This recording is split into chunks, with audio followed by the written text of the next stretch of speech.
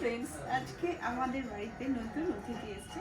নতুন না, অ্যাকচুয়ালি বহু পুরনো স্টাফ, আমাদের ধরকাকুর ফ্যামিলি এসছে। তো চলো দেখাই।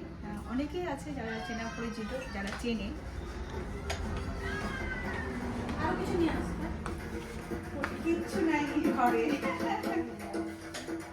দেখি পড়ে যাবে। এইটাও কিন্তু ভিডিও হচ্ছে।